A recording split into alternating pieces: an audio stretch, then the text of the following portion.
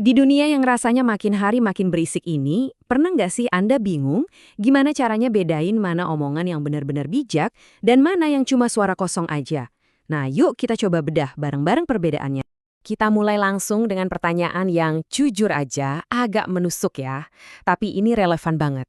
Anggap aja ini bukan teguran, tapi cermin buat zaman kita sekarang. Zaman di mana volume suara seringkali dianggap lebih penting daripada kedalaman ilmunya. Mari kita cari tahu, kenapa bisa begini. Jadi, masalah banyak omong ini ternyata bukan sekedar kebiasaan buruk satu dua orang. Sumber materi kita melihatnya sebagai sesuatu yang jauh lebih besar, semacam vonis peradaban. Ini adalah gejala dari nilai-nilai yang bergeser, di mana kebisingan dihargai lebih tinggi daripada kebenaran itu sendiri. Nah, ini dia inti masalahnya. Sebuah ketidakseimbangan yang fatal.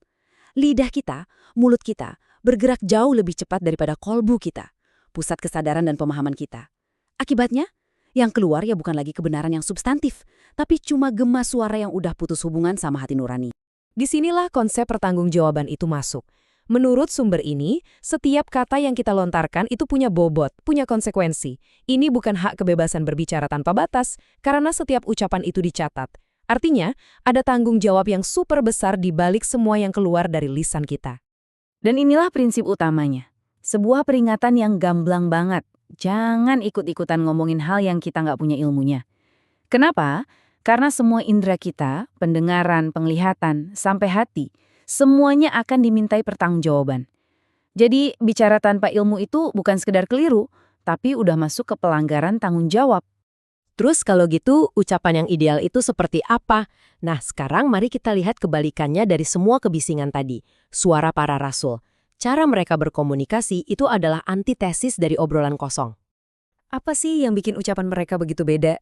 Jawabannya ada di sumbernya. Menurut ayat ini, ucapan mereka itu nggak lahir dari ego, nggak lahir dari keinginan pribadi atau hawa nafsu. Ucapan itu datangnya dari wahyu, dari sumber kebenaran ilahi. Inilah yang ngasih kekuatan dan substansi pada setiap kata mereka.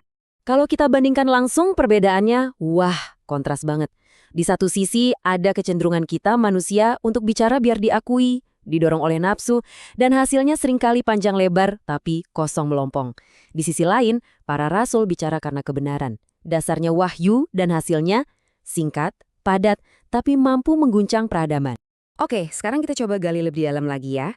Kita geser dari gejalanya, yaitu cara kita ngomong, ke akar masalahnya. Kondisi kolbu kita atau hati kita. Nah, ini poin yang krusial banget. Di zaman internet ini, kita kan nggak kekurangan informasi ya, semua ada di ujung jari. Tapi yang justru hilang adalah adab ilmu, kerendahan hati, rasa hormat, dan kesadaran spiritual yang seharusnya jadi paket sama pengetahuan. Kita punya banyak data, tapi kebijaksanaannya sedikit. Sumber ini pakai metafora yang kuat banget.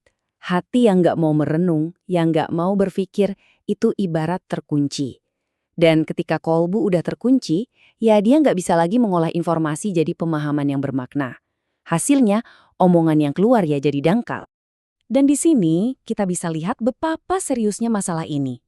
Punya kolbu, punya hati, tapi nggak dipakai untuk memahami. Ini disebut sebagai penyebab utama seseorang tersesat.